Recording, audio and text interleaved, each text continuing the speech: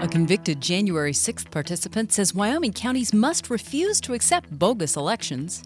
A judge dismisses a lawsuit that would have kept former President Donald Trump and U.S. Senator Cynthia Lummis off the state's election ballots. And Wyoming bear experts say a man who went after a bear under a porch with a paintball gun must have brains of pudding. We'll take a look at these stories and more today from Wyoming's largest news organization. I'm Wendy Corr for Cowboy State Daily. A former New Mexico County commissioner convicted for being at the U.S. Capitol on January 6, 2021, told a gathering of around 100 Wyoming Republicans in Gillette on Saturday that stopping election fraud has to start at the county level. Cowboy State Daily's Leo Wolfson was at the event where Coy Griffin was the keynote speaker. The message he delivered to the party was that they should push their local officials to reject their state and federal directives if they believe that election results are fraudulent, and really for any matter. If they think that what their state and federal officials are doing breaks their oath of office, they should stand up to them. He believes that's kind of the bringer of real change in American democracy. Griffin painted a picture of January 6th being an example of heroic American patriotism, describing his attendance at the event as an act of sacrifice for his country. An Albany County judge has dismissed a retired Laramie attorney's lawsuit to keep former President Donald Trump and U.S. Senator Cynthia Lummis off the state's election ballots. Cowboy State Daily's Claire McFarland reports that Judge Misha Westby said the lawsuit filed by retired attorney Tim Newcomb was premature. Because if you're going to go to court against somebody, you have to have legitimate, generally ongoing conflict or something that has left a scar or a harm of some sort in its path. And so she was saying, we don't even know yet if Trump will be on the Wyoming ballot. Newcomb had alleged that Trump and Lummis are not qualified to be on Wyoming's ballots under the 14th Amendment of the U.S. Constitution. A former Wyoming state lawmaker said it made him sick to read about the sexual and physical abuse allegations against a Casper couple once honored nationally for being foster and adoptive parents.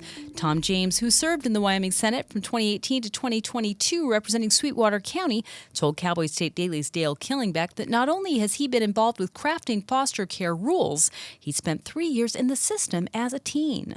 His experience was a very good one, in that the woman that took care of him really turned his life around. And he said he doesn't want to lump bad apples with good apples, but he just feels that if this man is found guilty, then the honors that they have received in the past should be removed. Stephen Marler of Casper faces 26 criminal charges in Casper Circuit Court, including 20 counts related to alleged sexual abuse of minors. His wife, Kristen, pleaded no contest to misdemeanor child endangering in 2022.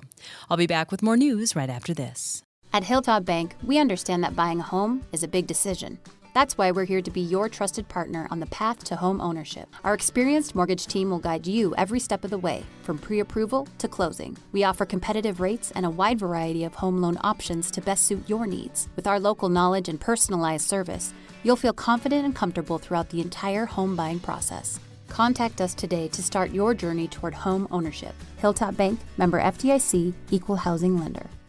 A badly leaking million-gallon water tank that was built 23 years ago in Wheatland has grossly underperformed its life expectancy of 50 years. After having frequent repairs almost since its original construction, the tank has fallen into such a poor state that local officials say no construction company will place a bid to repair it. Cowboy State Daily's Leo Wolfson reports that the State Loan and Investment Board is considering a $7.5 million emergency grant to replace it. The leak has gotten so bad that the town is seriously concerned that it could just totally basically collapse or explode altogether and cause mass destruction and disaster in Wheatland. Wheatland Water Department head Rick Keck estimates the tank is losing at least 1 million gallons of water a year, making the issue both a task of disaster mitigation as well as financial management. And Wyoming bear experts aren't impressed with a Nevada man who's being hailed for bravery for crawling under his porch after a 500-pound black bear with a paintball gun.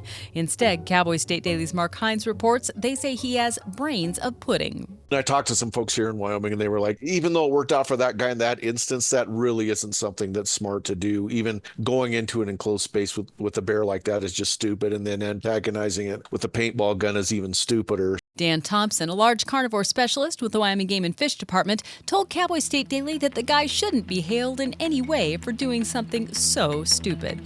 And that's today's news. Get your free digital subscription to Wyoming's only statewide newspaper by hitting the subscribe button on CowboyStateDaily.com. I'm Wendy Corr for Cowboy State Daily.